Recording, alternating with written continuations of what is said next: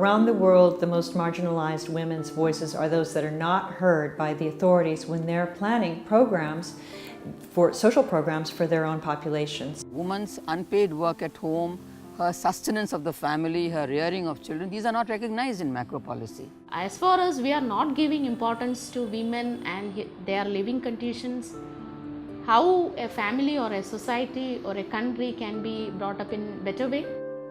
Women form half of India's population and make enormous contribution to its economy. Yet, they lag behind in almost all socio-economic indicators. Though there have been several government schemes and policies for the welfare of women, none of them have a measurable impact in terms of gender.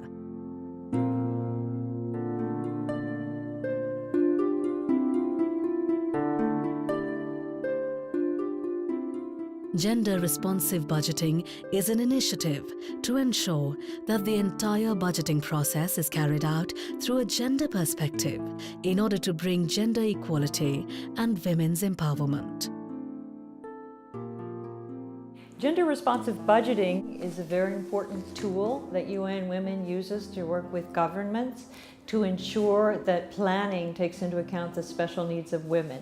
Around the world, UN Women since 2011 has worked with 65 different countries to incorporate gender-responsive budgeting.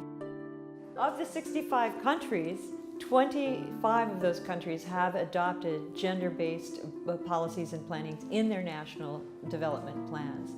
We think it's important because it enables the countries and the leaders of the country to see how their allocations of public funds will contribute to gender equality and women's empowerment. I think one important point about gender-responsive budgeting, especially the way it was done in India, is that one hoped that it would create a consciousness amongst policymakers. We started with the production of a gender budget statement. We moved on to creating gender budget cells in 53 ministries and departments, which is very important because after all, when we are saying that all ministries should do gender responsive budgeting, you need some institutional mechanism, some focal point, some cell within these ministries to sort of spearhead the work on gender. So again, that's a good thing.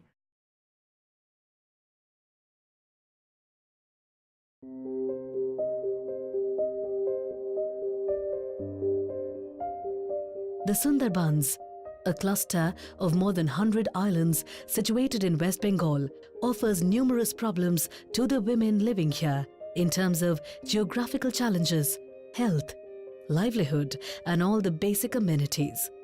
All of these pushing them into debts and poverty. The Department of Science and Technology has been implementing a scheme called Science and Technology for Women, and with a basic focus of providing technological input to women in the rural areas. The Vivekanand Institute of Biotechnology in Sundarbans has been working for the people at grassroots level through relevant science and technology interventions. Along with the Ministry of Science and Technology's Seed Division, the institute has been training the local women in banana tissue culture. When we transfer technology to women, a hand holding would be required, and absorption of technology may probably require a different technique, and hence there is a need for special gender measures to be taken. In this case, what was conceptualized is a women technology park. The tissue culture experiment which was done in Sundarbans is a part of the women technology park set up at Sagar Islands. The Women's Technology Park was a place for the rural women to gain inputs on technologies that help in upgrading their skills and enhancing their income. The women have learnt a technique called tissue culture, which is a high-end technology, and these are the women who are not very scientifically qualified, but they have done it. The hardening is done by rural women who are absolutely uneducated, and they have taken it up, and they have also learned the business of selling these plantlets. So I think it's a win-win situation for all the groups, the rural women, the scientists who develop the technology, the women who are selling it, and also the farmers who are producing the bananas.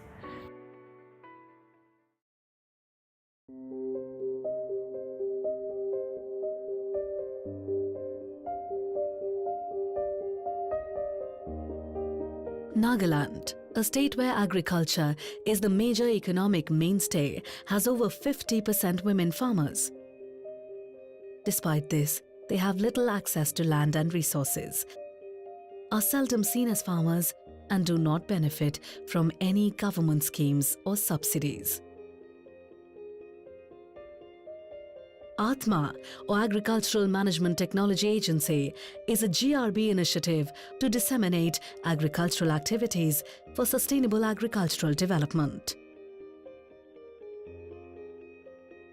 Focused area of Atma is that it promotes gender mainstreaming in agriculture. 30% of the funds of this scheme have to go to women farmers.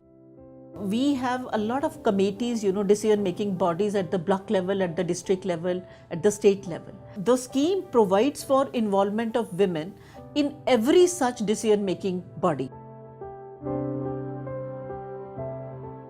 The outcome of Atma is already visible in the villages of Mokokchung, where agricultural extension programs are happening in full swing, with women leading the way.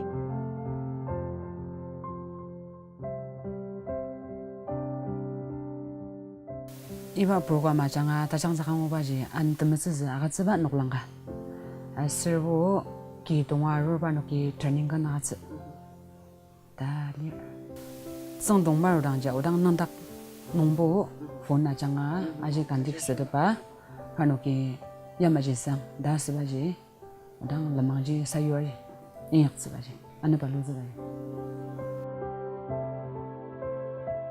By way of having more women farmer friends, by way of having women in their advisory committees at the block district level, by way of women attending more of village-based trainings, demonstrations, farm schools.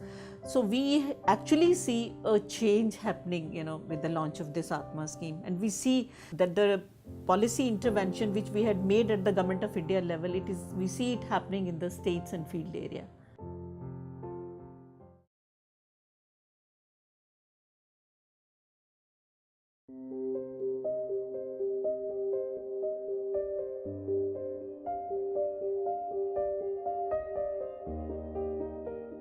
Kerala, the only 100% literate state in India, is entrapped in the old patriarchal system, which manifests itself in violence against women, declining land rights for women, and their poor employment profile. So based on a lot of research which had come, when the new government came in power in 2006, just on the eve of the 11th plan, we had a big program to address the social and economic issues facing women. In Kerala, we see a very purposive kind of planning in which a policy maker actually sits and reflects on how can we address women's needs in sectors like infrastructure, which are not traditionally seen as gender related. Most rural women in Kerala are compelled to travel long distances every day to reach their workplace.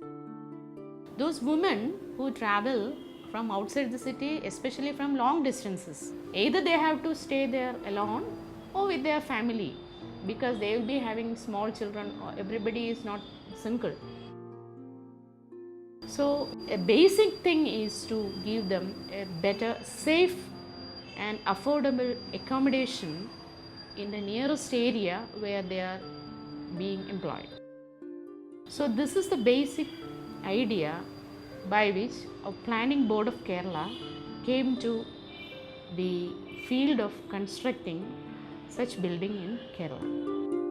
The Kerala Planning Board's innovative housing scheme for working women involved constructing apartments close to their workplace, thereby ensuring them a safe and convenient stay.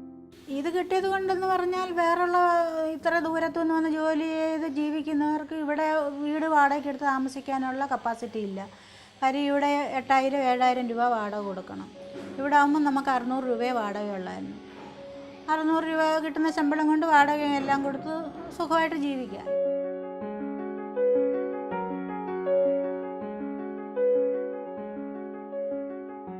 A lot of statistics says that the domestic violence and issues related to public places are increasing day by day. Whenever a woman is subjected to violence, maybe physical or mental, they approach the doctor. Most often the doctors do not understand that particular lady is a victim of violence. So such cases are neglected just like any other medical legal cases. When we thought of gender budgeting, we thought of having some centers in our institutions to cater the gender issues, especially those involved in the domestic violence. The Bhumika Counselling Centres were started at all district headquarter hospitals by the Government of Kerala as a part of its GRB initiative to rescue and support the women survivors of domestic violence. A beneficiary who are coming to the cell, they will get all the facilities, that is assistance of a police, assistance of an advocate, and if they want any social securities like accommodation and all the services will get under this one roof.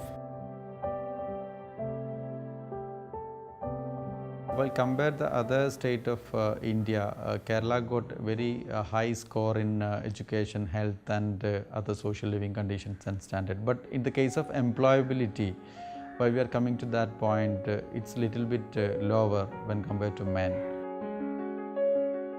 ഇത്രയും കൂടെ ഒരു 14 years ഞാൻ വീട്ടിൽ house വൈഫായിട്ട് work ചെയ്തതിന് ശേഷം മനസ്സിലൊരു ആഗ്രഹം ഉണ്ടായിരുന്നു ജോലി എടുക്കണം. അപ്പം അങ്ങനെ ഫസ്റ്റ് സ്റ്റെപ്പ് വെക്കാൻ ഭയങ്കര പേടിയായിരുന്നു.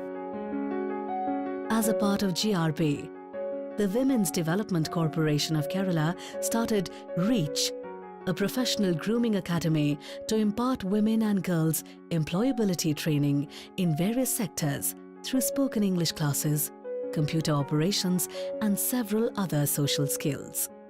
ഇങ്ങനത്തെ ഒരു ഇൻസ്റ്റിറ്റ്യൂട്ട് ഉള്ളത് കൊണ്ട് മാത്രമാണ് എനിക്ക് അവിടെ പോകാനും ഞാൻ എൻ്റെ ഇങ്ങനെയുള്ള ആ ഒരു നെഗറ്റീവ്സ് എല്ലാം പോസിറ്റീവാക്കി എടുക്കാനും ആ ഒരു പോസിറ്റീവ് ആറ്റിറ്റ്യൂഡിലേക്ക് ശരിക്കും വന്നത്. ഇതുവരെ എപ്പോഴും ഇവിടെ കോളേജിൽ പഠിക്കുമ്പോൾ അച്ഛൻ്റെ അണ്ടറിൽ, കല്യാണം കഴിഞ്ഞിട്ട് ഹസ്ബൻഡ് ഇതിൽ എപ്പോഴും നമ്മളിപ്പോൾ സ്വന്തമായിട്ട് എന്ത് വാങ്ങണമെങ്കിലും സ്വന്തമായിട്ട് ഏൺ ചെയ്ത് ഉണ്ടാക്കിയ മണി എന്ന് പറയുമ്പോൾ അത് ഭയങ്കര ഡിഫറെൻ്റ് ആണ്.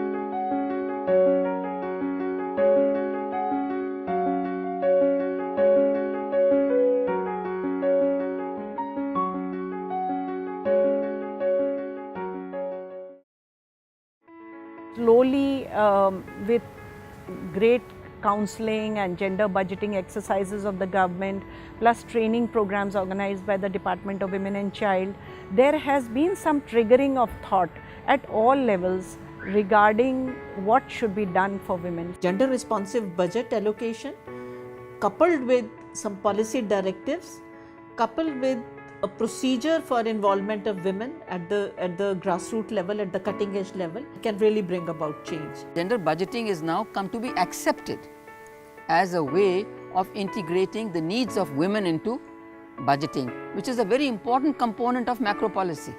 Gender responsive budgeting goes a long way towards ensuring that policies will be appropriate for meeting women's needs and empowering women, but much work needs to be done across all sectors. I think we have to come out and peg the GRB work in the larger macroeconomic framework. Unless and until the larger macroeconomic framework is engendered, I think GRB alone in a limited approach of merely allocating, tracking and interrogating expenditure will not suffice. And therefore our approach has to be much broader to engender the larger macroeconomic framework.